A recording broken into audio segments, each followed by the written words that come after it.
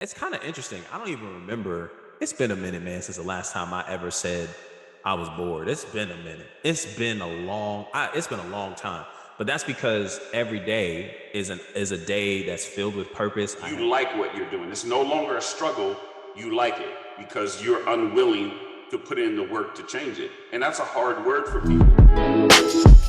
he just raised a question. He said, I'd say boredom is a sign of spiritual immaturity, which y'all think we go into a whole nother level of conversation with that. Because when you start saying things like you're bored, that's just that's just low key making a statement that you don't have enough that you're putting your hands to and maximizing your time that's given to you on a daily basis. For For you to sure. sit down and be like, bro, I'm bored. Because think about it, some of the stupidest stuff people do come from those mindsets that they're bored, they don't got nothing to do.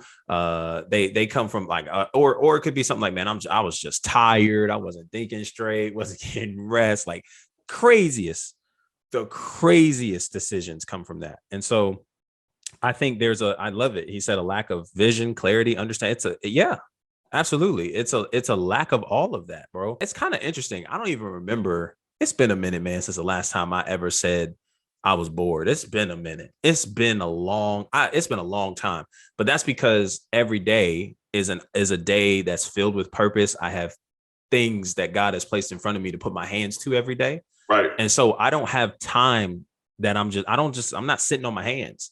See, and this also is what keeps us from doing, the late night decisions that we have no business doing, creating, wrong relationships and ties to people that we have no business doing because we've got too much time on our hands. That's why we end up doing those kinds of things. Instead, man, I'm waking up every day in a gratitude space of mind, purpose. I got things I got to do. And so I just, yeah, I think that goes into a whole nother level when we talk about your talents that are given. When we talk about being a faithful steward to what you already have, I think there are some areas where the people just don't think of others. Like we really don't. You'll see how easy people just don't live by the principle that Jesus sets that sums up the two laws. Not just love the Lord your God with all your heart, mind, soul, and strength, but love your neighbor as yourself. And there's a Right. lot of stuff that people don't consider. Oh, how would this affect them? Because if they really knew my intentions, if I have ill intentions, how would they feel? Like, because and maybe that's not enough for you. How would I feel if that was done to me?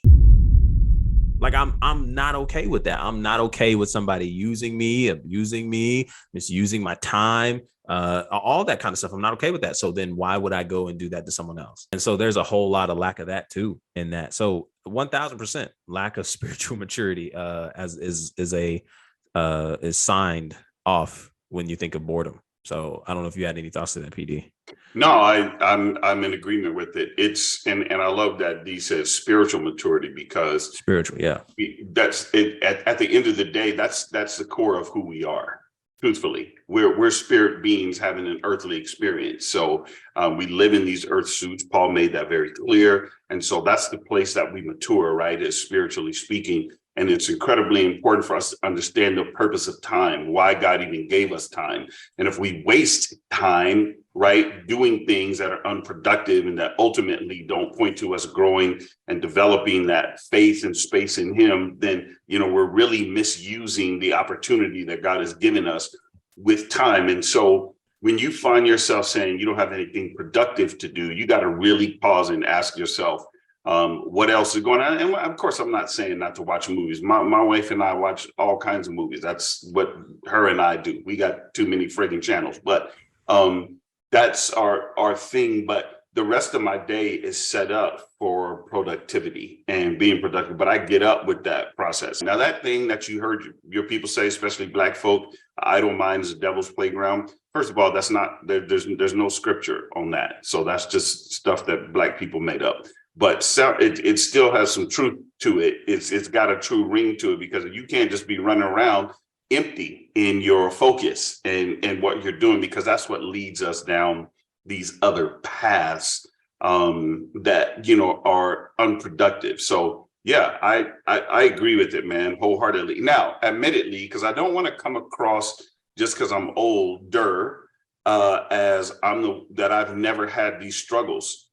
Trust me when I tell you, I have had these struggles, and the difference is what do you learn once you have new information? That's always been my thing with people. I don't care that you had a struggle. My question is where are you now? What did you learn? What are you doing different to change those outcomes? And if it's nothing, then you haven't learned anything. You like what you're doing. I've told people that before. You like what you're doing. It's no longer a struggle. You like it because you're unwilling to put in the work to change it. And that's a hard word for people. When you know something is harming you or other people, and you're not even attempting to change it, and you keep doing it, you be like, I know. It's because you like it. So, and if you disagree with that, I'd love to hear why you disagree with that. Post that, talk about that. I'd love to hear why you disagree with that.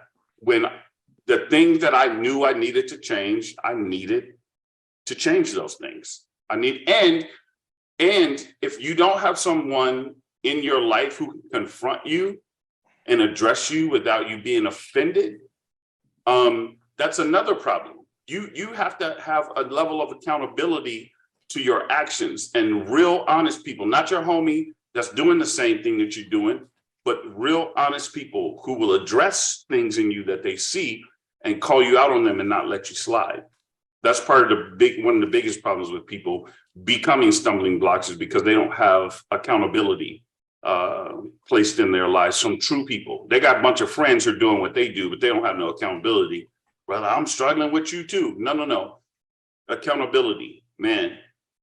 You need somebody who call you on that and ask you why you keep putting yourself in the same position over and over again. We're not saying that there isn't grace for that. Thank God that there is grace. Thank God that there is grace. But the Bible asks us, Paul asks us, I love what Paul says. Dee didn't say this. Paul says this several times in the epistles. Shall we continue to sin that grace may abound? He says, God forbid. God forbid. There's another passage that says Christ cannot be crucified again because you just want to continue doing what you're doing. So we have to be careful that there's no new crucifixion coming to fix what God has already fixed. And so that's something for us to be very, very clear on. Got Bible for that too. Nice Bible for that. Proverbs 27:5. Open rebuke is better than secret love. Right. So this idea, bro, that like I gotta have people that will call me out on my crap, that will literally that can speak into my life and say, yo, I'm seeing how you're moving, and I don't think this is optimal and beneficial for you. Right. I know where you're trying to go. I know the visions you have, and they're amazing.